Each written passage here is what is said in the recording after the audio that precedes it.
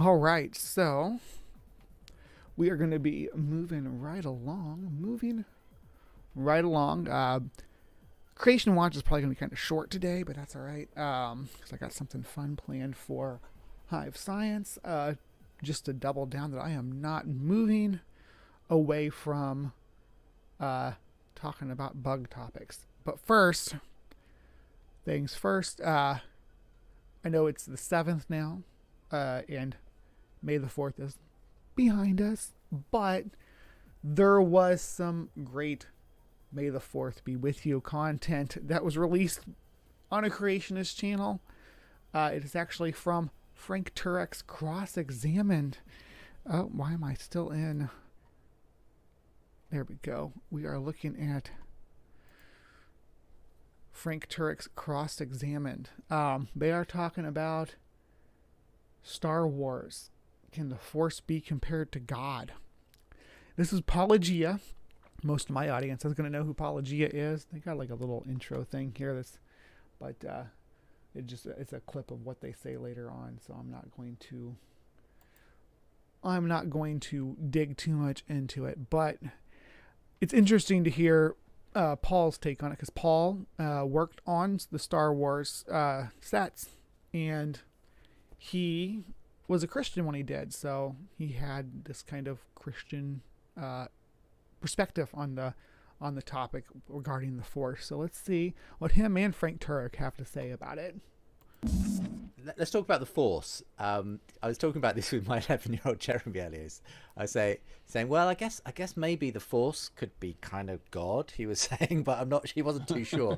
What's your take on that, Frank? What is that kind of what would you say? We know it's a battle of good versus evil, but exactly where do the boundaries lie on that, and how is it represented as far as God's concerned? It's never struck me as a particularly theistic universe, that the Star Wars. No, it's not. It's more of a pantheistic universe, and it's an impersonal force, so it doesn't dictate which side you go on.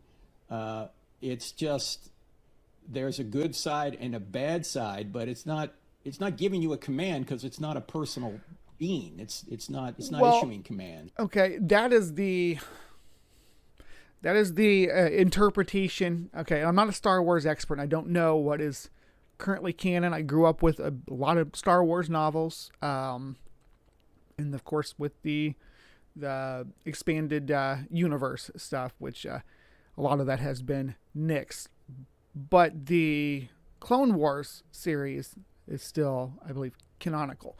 But the idea of there being a dark side and the light side of the Force is specific to the individual practitioners and how they choose to use that. I don't think the Force itself is ever implied to have a good and bad nature, but the practitioners are using powers that are considered dark and unnatural. And Palpatine goes into that a little bit when he starts talking about the reason why it's called the dark side of the Force, and why they're ostracized for the way they are, because their practices are considered unnatural. But it is and they call it the dark side, and they embrace it as the dark side, which is fine. And the Jedi are the light side, but the Force itself seems to be basically a neutral party. And so when you watch the movie as an audience, you know that the Jedi are the good guys and, say, the Sith are the bad guys, or Darth Vader and his crew are the bad guys, because you already have a moral law written on your heart. But as Lucas points out, it's morally neutral because it's an impersonal force. So this is not the God of the Bible, certainly. I think Paul would agree with that. But that's okay. I mean, this is a fantasy story. And the Jedi, they kind of almost strike me, though, almost as if there is a religious element to it, they are the priests almost. They're almost these monk-like characters, aren't they, who kind of steward the light side, let's say, of this Force. And so the Jedi are part of the governing force, which is a little gross, in my opinion. And because they are a religious order, they again, the Force is real, and it's a thing that exists and is active in the universe, and there are people that can use it and manipulate it and are in tune with it. But the Jedi, they The Jedi aren't necessarily. I don't necessarily think, from my point of view, that the Jedi are a positive force in the universe. There is, they talk about the Republic and how it's set up and everything, but there's still slavery in the outer margins and things like that. It's there's still slavery among droids. Droids are still slaves and under Jedi rule. So, is it a positive force? Not to say that the Empire is much better, because there was still droid slavery under the Empire. But anyhow, so on. So the Jedi are almost seen as a religious order, I get the sense, in the books. I think I'd agree with you there, Justin. I don't know what I you was think happened about to be that, Paul. around when some of the stuff was being written, so yeah, I definitely know that the Jedi and the fall of the Jedi was specifically intended to be somewhat allegorical to the ties of the church to the state. In George had held I was a Christian the whole time I worked there, so I didn't share George's politics at all. But I was a fly on the wall to know that certainly there was meant to be some monastic things and kind of some commentary on what happens when the church and the state are too tied together, and some of the problems that can lead to. So yeah, for sure, the Jedi Order was there. Yeah. And in terms of the Force, yeah, as you say, it's an impersonal force. In Episode 4, in the first film that came out, C-3PO dunks into an oil bath and he says, "Thank the Maker, this feels so good." The Maker is actually a character in the Star Wars universe, so that the Force, even in George's mind, right from the start, there was a maker of the universe and the Force, and that they were separate things, and the Force was more of a... I always thought when he said "thank the Maker" that he was talking about the person who made him, about Anakin. I thought that's who he meant. I didn't know that there was a maker of the Star Wars universe. That's news to me. An element that came in there, and as you may remember, in 1999 when The Phantom Menace came out, they introduced midichlorians, which were a thing that happened in the Star Wars universe that gave the Force some scientific basis. And I noticed that, myself included, as a Christian, I was outraged. Why are we trying to give a scientific reason for this great mystical thing that you had going, what was once magic? And George actually kind of walked down that path with the films. If you want to see it, it was very mystical in the first ones. In the second one, we could answer it with science. We could take someone's blood and determine how much force they had going. And then you jump to Episode 7 with Disney. They threw Han Solo back in the mix, and Han Solo, who was the ultimate skeptic in the original trilogy, now says it's true. All of it's true. I always thought that was just a mistake in the writing, that because if you watch like the prequel stuff and the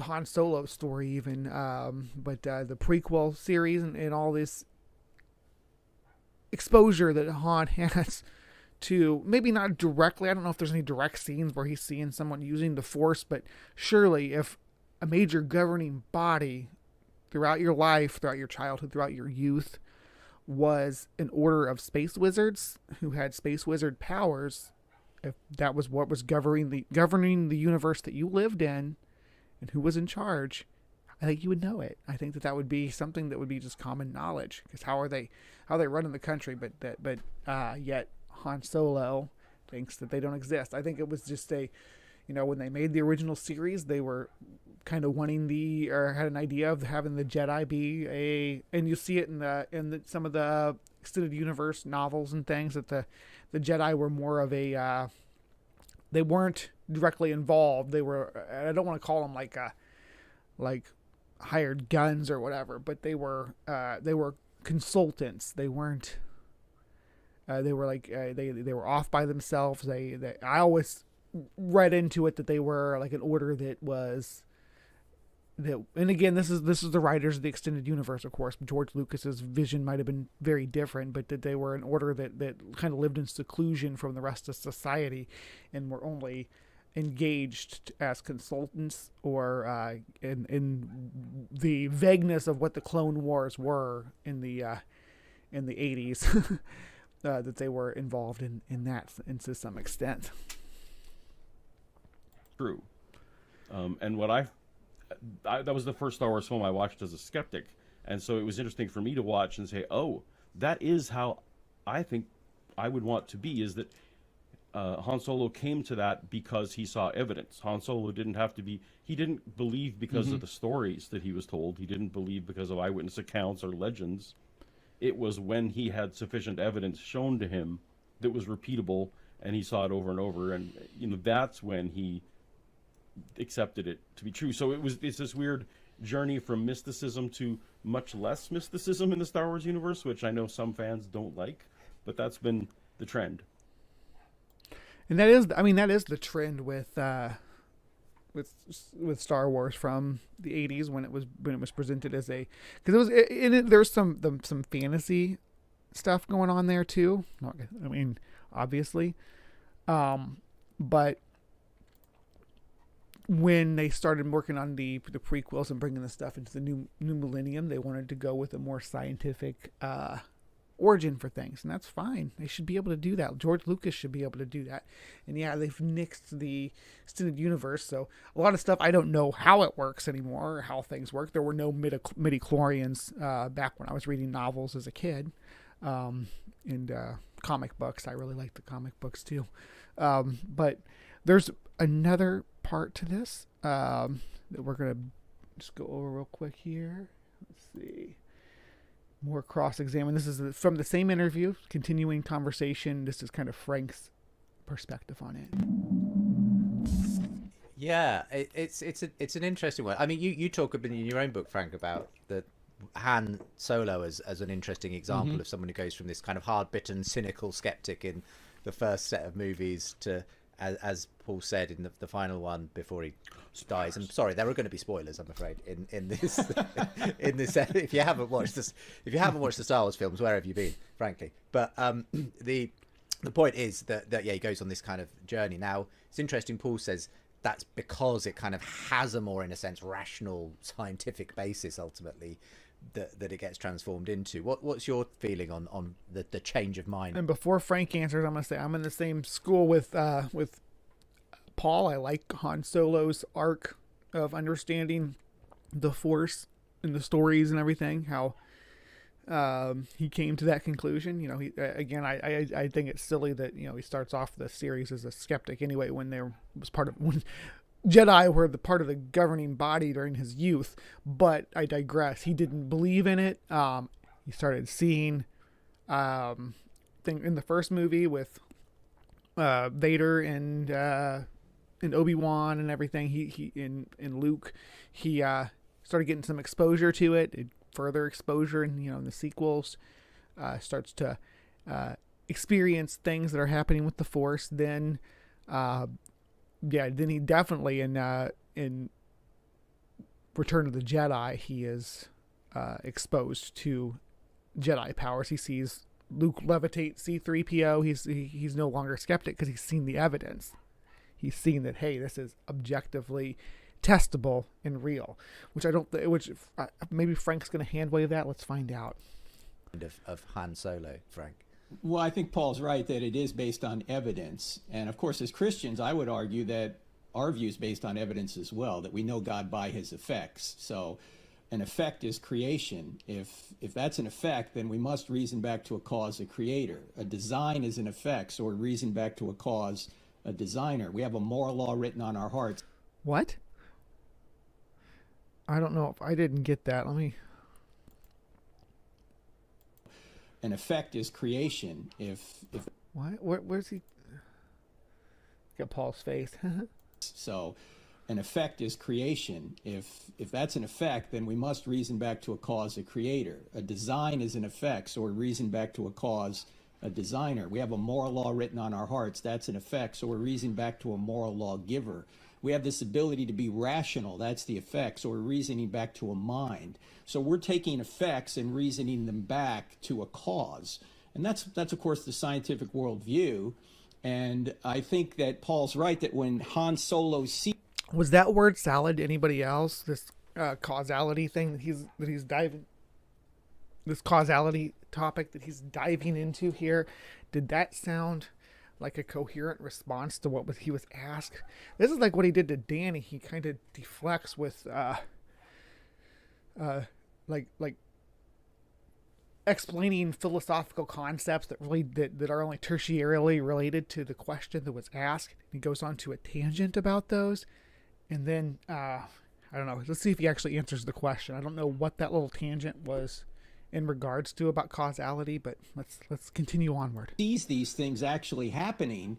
He doesn't just blindly go, oh, guess I'm going to believe in the Force now. He actually sees the effects of the Force, so he reasons back to a cause known as the Force. And I'm looking at a quote here by George Lucas, who said this. He said, I put the Force into the movies in order to try and awaken a certain kind of spirituality in young people, more a belief in God than any particular religious system. Now, of course, when he said that, inevitably, he's going to have to put forth some sort of religious system. And in his view, it turned out to be this pantheistic kind of potpourri, as Paul said, of these different beliefs that's more mystical, less personal. So the idea there that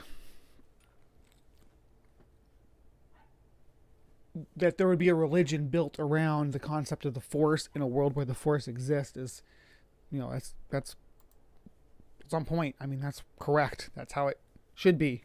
That's how it, that's what we would expect to see, that there's this scientific element in the universe that people didn't understand in previous eras. So they built religion around it and started performing practices that allowed them to manipulate it.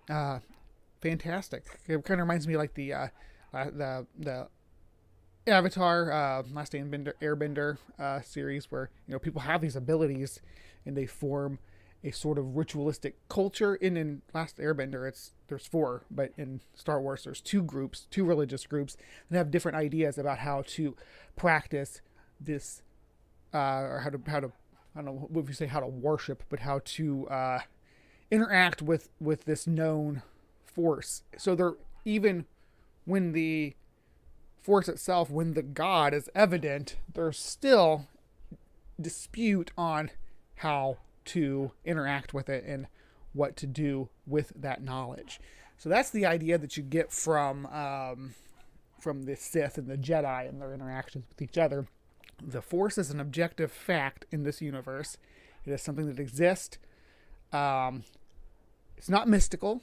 It was believed to be mystical at some point in the history. And some people in the margins of the universe, I guess, would still think that it is fictional, that it is not fact, but it is indeed fact. Because we've seen it work and we've seen it turn non-believers into believers.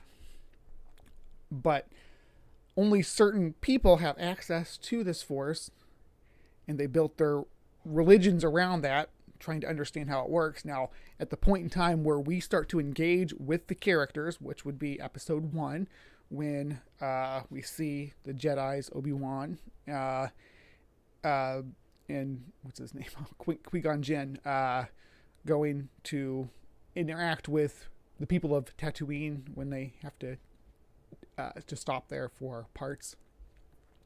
And we discover that at this point in time that they have found a scientific source for the Jedi's ability to interact with and engage with the Force, which is the midi-chlorians.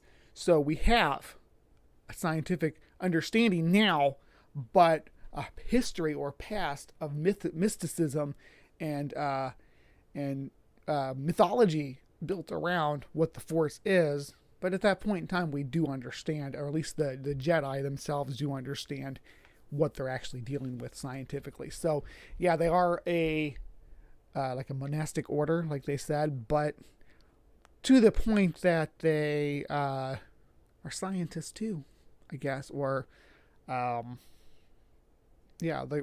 maybe more like Professor X, kind of recruiting people who are sensitive to this to be part of their order and learn their practices to interacting with the Force. But there are other people too that interact with the Force. There's Ring might know the name of what's the witches? I can't remember the name of the witches. They were featured pretty heavily in the Force Unleashed series, the Witches of something, but they're Force sensitive too. The monk from Rogue One was Force sensitive, but there wasn't a Jedi or a Sith. So there's other people that can engage with this whatever this force is as well, and they don't necessarily follow the Jedi Order's teaching or the Sith teaching. So it goes to show that these religions that are built around this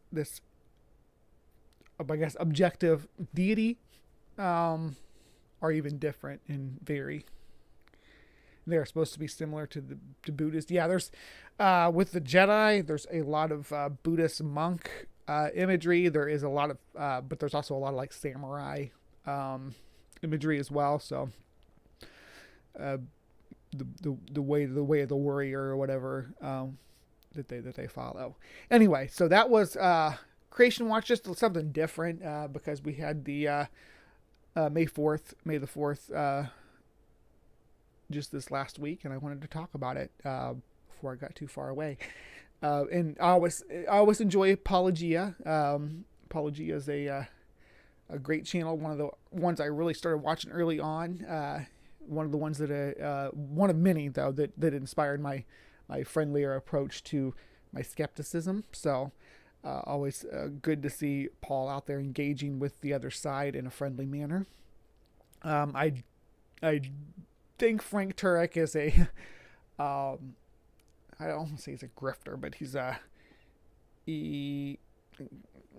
not going to even say, but it's fun to engage with some of the things Frank Turek says. I engage with Frank Turek a great deal on Twitter. He never responds to me, but I respond to him and I quote tweet him and everything else. So yeah, Frank Turek.